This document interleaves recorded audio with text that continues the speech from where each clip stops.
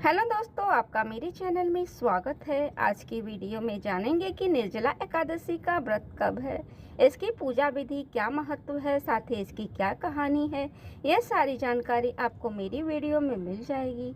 इससे पहले यदि आप मेरे चैनल में नए हैं तो उसको लाइक करें, शेयर करें, सब्सक्राइब करें एवं बेल बटन दबाना ना भूलें। ज्येष्ठ माह के शुक्ल पक्ष में पड़ने वाली एकादशी को निर्जला एकादशी कहा जाता है। सनातन धर्म में एकादशी व्रत का बहुत अधिक महत्व बताया गया है। एकादशी का व्रत श्री हरि भगवान विष्णु को समर्पित है। ज्येष्ठ माह में पड़ने वाली निर्जला एकादशी का व्रत सभी एकादशी के व्रत में सबसे कठिन माना जाता है। इस व्रत को बिना जल ग्रहण किए रखना होता है। यह एकादशी का व्रत सभी एकादशियों में सबसे महत्वपूर्ण होता है। इस एक निर्जला एकादशी व्रत रखने से साल भर में पड़ने वाली एकादशी के बराबर फल की प्राप्ति होती है। निर्जला एकादशी में उपवास के कठोर नियमों के कारण यह एकादशी व्रतों में निर्जला एकादशी सबसे कठिन माना जाता है। कहते हैं इस एकादशी का व्रत करने से भगवान विष्णु शीघ्र ही प्रसन्न होते हैं, आपका हर संकट दूर करते हैं। इसे भीमसेनी एकादशी के नाम से भी जाना जाता है। निर्जला एकादशी व्रत की तिथि। एकादशी व्रत की तिथि की शुरुआत 17 जून को सुबह 4:43 पे लग जाएगी। वहीं एकादशी तिथि का समापन 18 जून को सुबह 6:24 पे समाप्त होगी। उदया तिथि के कारण निर्जला एकादशी का व्रत 18 जून दिन मंगलवार को रखा जाएगा। निर्जला एकादशी का व्रत का पारण 19 जून दिन बुधवार के दिन किया जाएगा। आइए जानें निर्जला एकादशी का व्रत में किस प्रकार से पूजन करना चाहिए। इस दिन सुबह सूर्योदय से पूर्व उठकर स्नान आदि के बाद स्वच्छ पीले रंग का वस्त्र धारण करें। इसके बाद एक लकड़ी की चौकी पर पीले रंग का कपड़ा बिछाकर भगवान विष्णु की प्रतिमा स्थापित करें। भगवान विष्णु की मूर्ति को ओम नमो भगवते वासुदेवाय मंत्र का उच्चारण करते हुए पंचामृत से स्नान कराएं। पुनः गंगा जल मिश्रित जल से स्नान कराएं।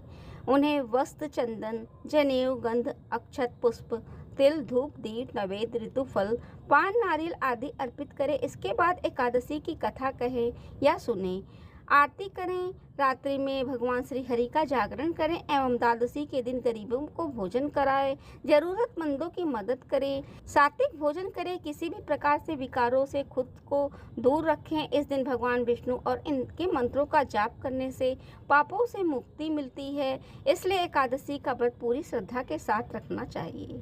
आइए जाने एकादशी व्रत का नियम। एकादशी व्रत के नियम के अनुसार एकादशी के एक दिन पहले व्यक्ति को एक समय का भोजन त्यागना होता है।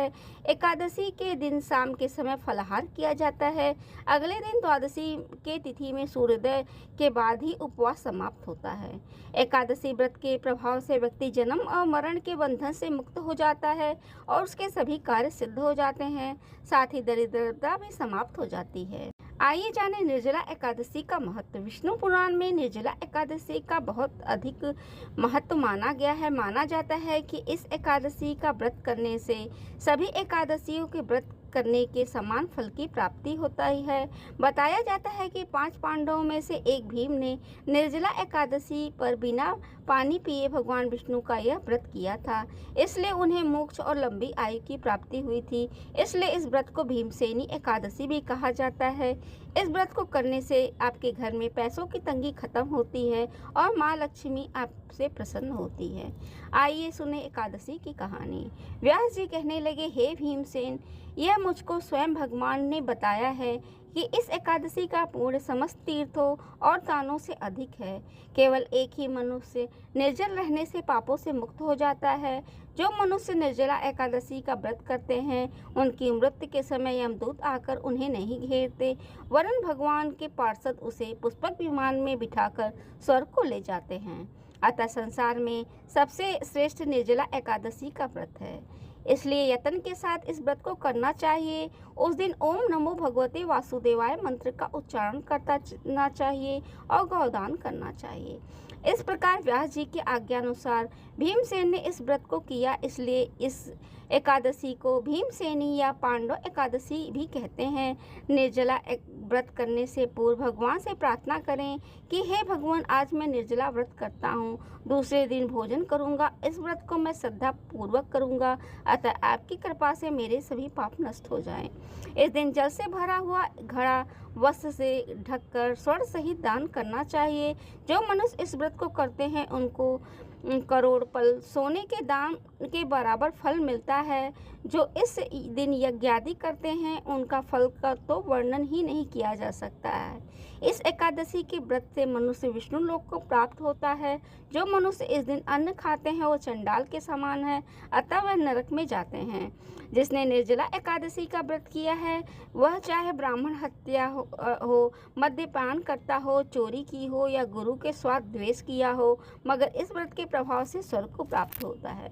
हे कुंती पुत्र, जो पुरुष और स्त्री श्रद्धा पूर्वक इस व्रत को करते हैं उन्हें अग्रलिखित कर्म करने चाहिए। प्रथम भगवान का पूजन, फिर गौदान, ब्राह्मणों को मिष्ठान एवं दक्षिणा देनी चाहिए तथा जल से भरे कलश का दान अवश्य करना चाहिए। निर्जला के दिन अन्न, वस्त्र, उपासन यानी ज्योति आदि का दान करना भी चाहिए। जो मनुष्य भक्ति पूर्वक इस कथा को पढ़ते अथवा सुनते हैं और निश्चय ही स्वर्ग को प्राप्ति करते हैं। इस व्रत में दान पुण्य का बहुत अधिक महत्व बताया गया है। घड़े का दान इस एकादशी को में जरूर करना चाहिए, पानी से भरा हुआ। साथ ही बांस का पंख का भी दान जरूर करें। यदि आपको मेरी वीडियो अच्छी लगे तो उसको लाइक करें, शेयर करें, सब्सक्राइब करें एवं बेल बटन दबाना ना भूलें।